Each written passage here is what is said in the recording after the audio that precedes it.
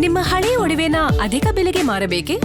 ಅಟಿಕಾಗೆ ಕಾಲ್ ಮಾಡಿ 8803000300. Attica gold company. ಇಲ್ಲ, ಎಲ್ಲೋ ಪ್ರಾರಂಭ ಮಾಡಬೇಕಲ್ಲ ಪರಿಹಾರ ಕೊಡೋದು. ಆಮೇಲೆ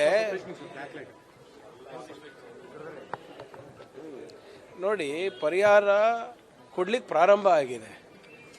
ಅದು ಒಬ್ಬರು ತಗೊಂಡ್ರು 10 ಜನ ತಗೊಂಡ್ರು, ಅದು ಕಾನೂನಿನ ಪ್ರಕ್ರಿಯೆ ಆಗುತ್ತೆ. ಅರ್ಜೆಂಟ್ ಏನಿದೆ? ಯಾರನ್ನ ಬೇಗ ಕೊಡಿ ಅಂತ ಇದ್ದಾರಾ ಅಥವಾ ವಿಳಂಬ ಮಾಡಿ ಅಂತ ಇದ್ದಾರಾ ಅಥವಾ ಏನಾದರೂ ಅಹವಾಲುಗಳಿದೆಯಾ? ಅವ್ರದ್ದು ಏನೂ ಇಲ್ಲ. ಶಾಸಕರ ಕೈಲಿ ಕೊಡಿಸ್ತಾ ಇದ್ದಾರೆ, ಅಧಿಕಾರಿಗಳು ಕೊಡಬೇಕಾಗಿತ್ತು, ಭೂಸ್ವಾಧೀನ ಅಧಿಕಾರಿಗಳು ಕೊಡಬೇಕು, ಇಲ್ಲ ಜಿಲ್ಲಾಧಿಕಾರಿಗಳು ಕೊಡಬೇಕು. ಶಾಸಕರ ಕೈಲಿ ಯಾಕೆ ಕೊಡಿಸ್ತಾ ಇದ್ದಾರೆ? ನೋಡಿ, ಸಾಂಕೇತಿಕವಾಗಿ ಕೊಡೋದ್ರಲ್ಲಿ ತಪ್ಪೇನಿದೆ ಇವರೇ? ಈಗ ಎಷ್ಟೊಂದು ಫಂಕ್ಷನ್ ಮಾಡಿ ನಾವು ಮನೆಗಳ ವಿತರಣೆ ಮಾಡೋದಿಲ್ವಾ? ಮನೆಗಳು ವಿತರಣೆ ಮಾಡ್ತೀವಿ, ಏನು ನಮ್ಮ ಈ ಸ್ವತ್ತುಗಳು ವಿತರಣೆ ಮಾಡ್ತೀವಿ. ಈಸ್ ಆಲ್ಸೋ ಎಲೆಕ್ಟೆಡ್ ರೆಪ್ರೆಸೆಂಟೇಟಿವ್ ಅಲ್ಲ. ಈಗ ಮೋದಿ ಅವರು ಕೊಡ್ತಾರಲ್ಲ, ಅವ್ರು ಯಾವ ಕಾನೂನು ಅಡಿನಲ್ಲಿ ಕೊಡ್ತಾರೆ ಅದೇ ಕಾನೂನು ಅಡಿನಲ್ಲಿ ಈ ಶಾಸಕರು ಕೂಡ ಕೊಟ್ಟಿದ್ದಾರೆ. ಈಗ ಯಾರೋ ಪಕ್ಷದ ಕಾರ್ಯಕರ್ತರ ಕೊಟ್ಟಿದ್ರೆ ತಪ್ಪು. ಆ ಭಾಗದ ಶಾಸಕರು ಸರ್ಕಾರದ ಅನುಮೋದನೆ ಪಡೆದು ಸರ್ಕಾರದ ಪರಿಹಾರನೇ ಕೊಟ್ಟಿದ್ದಾರಲ್ಲ. ಈಗ ಎಷ್ಟೊಂದು ಸರಿ ರೈತರ ಪರಿಹಾರ ಕೊಡಬೇಕಾದಾಗ ನಾವು ಹೋಗಲ್ವೇನ್ರಿ ಶಾಸಕರಾಗಿ?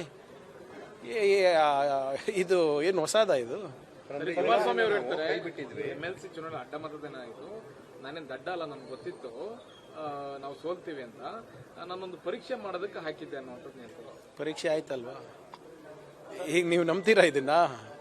ಈಗ ನೋಡಿ, ಅವರು ಹಿರಿಯರು, ಮಾಜಿ ಮುಖ್ಯಮಂತ್ರಿಗಳು, ಅವರೇ ಈಗ ಮಾತಾಡಿದ್ರೆ ಅಂದರೆ ಅವ್ರ ಚಾಣಕ್ಷತೆ ಮತ್ತು ರಾಜಕೀಯ ಪ್ರಬುದ್ಧತೆ ಎಷ್ಟಿದೆ ಅಂತ ತೋರಿಸ್ತಾರೆ. ಯಾರ ಸೋಲಿಕ್ಕೆ ಹಾಕ್ತಾರೆ ಯಾರನ್ನ? ಅಂದರೆ ಟೆಸ್ಟ್ ಮಾಡೋದಂದ್ರೆ ಅವ್ರ ಶಾಸಕರ ಮೇಲೆ ನಂಬಿಕೆ ಇರಲಿಲ್ವಾ? ಮತ್ತೆ ಈಗ ನಂಬಿಕೆ ಇರಲಿಲ್ಲ ಅಂದ್ರೆ ಇಳಿಸಬಾರ್ದಾಗಿತ್ತು.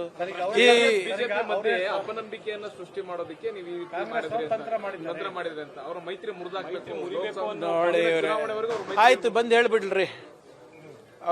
ಬಿಜೆಪಿ JDS ಅವರು ಜೊತೆಗೆ ಬಂದು ಲೋಕಲ್ ಚುನಾವಣೆಯಲ್ಲಿ, ಸ್ಥಳೀಯ ಸಂಸ್ಥೆ ಚುನಾವಣೆಯಲ್ಲಿ, ತಾಲೂಕ್ ಪಂಚಾಯತ್, ಜಿಲ್ಲಾ ಪಂಚಾಯತ್, ಅರ್ಬನ್ ಲೋಕಲ್ ಬಾಡಿ, GBAನಲ್ಲಿ ನಾವೆಲ್ಲರೂ ಒಟ್ಟಿಗೆ ನಾವು ಮಾಡ್ತೀವಿ ಅಂತ ಹೇಳ್ಬಿಡ್ಲಿ. ಇವರು ಮೈತ್ರಿ ಸರ್ಕಾರ ಹೆಂಗಿದೆ ಅಂದರೆ ಅವರಿಗೆ ಗೊತ್ತಿಲ್ಲ ಇದ್ರ ಯಾವ ದಿಶೆನಲ್ಲಿ ಹೋಗ್ತಾ ಇದೆ, ಯಾವ ದಿಕ್ಕಿನಲ್ಲಿ ಹೋಗ್ತಾ ಇದೆ ಅಂತ. ನಿಮ್ಗೆ ನೆನಪಿದೆಯಾ? ಈಗ 1-2 ತಿಂಗಳ ಹಿಂದೆ ಶ್ರೀ ದೇವೇಗೌಡರು ಏನು ಹೇಳಿದ್ರು? ಮುಂದಿನ ಮುಖ್ಯಮಂತ್ರಿ ಕುಮಾರಸ್ವಾಮಿ ಆಗ್ತಾರೆ. ಅದಕ್ಕೆ ಒಪ್ಪಿಗೆ ಕೊಟ್ಟಿರೋದು ಯಾರು? ಅಮಿತ್ ಶಾ ಅವರು, ಪ್ರಧಾನಮಂತ್ರಿ ಮೋದಿ ಅವರು. ವಿಜಯೇಂದ್ರ ಅವರು ಇದ್ರ ಬಗ್ಗೆ ಬಾಯ್ಬಿಟ್ರ? ಅಶೋಕ್ ಅವರು ಬಾಯ್ಬಿಟ್ರ? ಯಾರು ಆಳ್ಮಕ್ಳು ಅಂತಾನೆ ಗೊತ್ತಾಗ್ತಾ ಇಲ್ಲ ನನಗೆ. ಅಲ್ಲ, ಪರಿಷತ್ ಚುನಾವಣೆಯಲ್ಲಿ ಅಕ್ರಮ ಆಗಿದೆ, ಎಲ್ಲಿ ದೂರು ಕೊಡಬೇಕು ಅನ್ನೋದಕ್ಕೆ ಇದಕ್ಕೆ ಆಲ್ಟರ್ನೇಟಿವ್ ಇಲ್ಲ ಇದಕ್ಕೆ ಅಂತ ಹೇಳ್ತಿದ್ದಾರೆ. ಎಲ್ಲಿ ಅಕ್ರಮ ಏನಾಗಿದೆ? ಅಲ್ಲ ಸರಿ, ಸರ್ಕಾರ ಇಲ್ಲ, ಒಂದ್ ನಿಮಿಷ. ₹10 ಲಂಚ ಇಸ್ಕೊಂಡ್ರು ಆಫರ್ ಕೊಟ್ಬಿಟ್ಟು ಅವ್ರಿಗೆ ಮುಂದಿನ ನಮ್ಗೆ ಅನುದಾನ ಕೊಡ್ತೀವಿ ಅಂತ ಹೇಳ್ಬಿಟ್ಟು ಅವ್ರನ್ನ ಮತ್ತೆ ತಗೊಂಡು ತಗೊಂಡಿದ್ದಾರೆ ಅಂತ ಕುಮಾರಸ್ವಾಮಿ. ನೋಡಿ ಇವರೇ, ನಾವು ವೋಟ್ ಚೋರಿ ಬಗ್ಗೆ ಮಾತಾಡ್ದ? ನಾವೆಲ್ಲರೂ ಮಾತಾಡಿದ್ವಾ? ನಾವು ದಾಖಲೆಗಳು ಮುಂದಿಟ್ಕೊಂಡು ಮಾತಾಡಿದೀವಲ್ಲ. ನೋಡಿ, ನಿಮ್ಮ ಶಾಸಕರ ನಂಬಿಕೆ ನೀವು ಗಳಿಸ್ಲಕ್ಕಾಗಿಲ್ಲ ಅಂದ್ರೆ ನಮ್ಮ ಮೇಲೆ ಯಾಕೆ ಹೇಳ್ತಾ ಇದ್ದೀರಾ?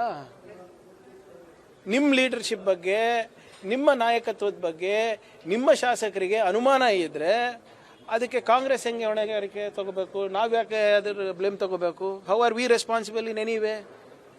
ಈಗ ಎಲ್ಲ ಚೆನ್ನಾಗಿದೆ, ನಾವು 2ನೇ ಅಭ್ಯರ್ಥಿ ಹಾಕಿದ್ದೀವಿ, ಅವ್ರ ಕಡೆಯಿಂದ ಒಂದು ಅಭ್ಯರ್ಥಿ ಹಾಕಿದ್ದಾರೆ. ನಿನ್ನೆ ಸ್ಟೇಟ್ಮೆಂಟ್ಗಳು ಏನಿತ್ತು ಎಲ್ಲ ಲೀಡರ್ದು? ನಮಗೆ ಕೇಳೇ ಹಾಕಿದ್ದಾರೆ, ನಮಗೆ ಕೇಳೇ ಮಾಡಿದ್ದಾರೆ ಅಂತ ಹೇಳಿದ್ರಲ್ಲ, ಅವಾಗ ಗೊತ್ತಿರಲಿಲ್ವ ಇವರಿಗೆ? ಅಂದರೆ ಶಾಸಕರಾದ ನಾಡಿ ಮಿಡ್ತಾ ಇವ್ರಿಗೆ ಗೊತ್ತಿಲ್ಲ ಅಂತ ಗೊತ್ತಾಯ್ತಲ್ಲ. ಅವರ ಮನಸ್ಸಿನಲ್ಲಿ ಏನಿದೆ ಅಥವಾ ಅವರ ಏನು ಪದೇ ಪದೇ ಹೇಳ್ತಾ ಇದ್ದಾರೆ, ನಮ್ಗೆ ಅಸಮಾಧಾನ ಇದೆ ಅಂದ್ಬಿಟ್ಟು ಕೇಳ್ತಾ ಇಲ್ಲ ಅಲ್ಲ. ಅಂದರೆ ಯತ್ನಾಳ್ ಅವ್ರು ಹೇಳ್ತಾ ಇರೋದು ನಿಜ.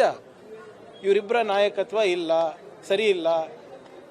ನಾರಾಯಣ ಸ್ವಾಮಿ ಚೆಲುವಾದಿ ಅವರ ನಾಯಕತ್ವದಲ್ಲಿ ನಂಬಿಕೆ ಇಲ್ಲ. ಈ 3 ಜನ ಇರೋ ತನಕ BJP ಉದ್ಧಾರ ಆಗಲ್ಲ ಅಂತ ಏನು ಅವ್ರ ಶಾಸಕರು ಹೇಳ್ತಾ ಇದ್ದಾರೆ, ಅದು ಈಗ ತೋರಿಸ್ಬಿಟ್ಟಿದ್ದಾರೆ ಮತದಾನದಲ್ಲಿ. ಅದಕ್ಕೆ ನಮಗೇನು ಸಂಬಂಧ? ಬಿಜೆಪಿ ನಾಯಕರಿಗೆ ಸಮನ್ಸ್ ಮಾಡಿದ್ದಾರೆ. ನನ್ಗೆ ಗೊತ್ತಿಲ್ಲ ಇವರೇ.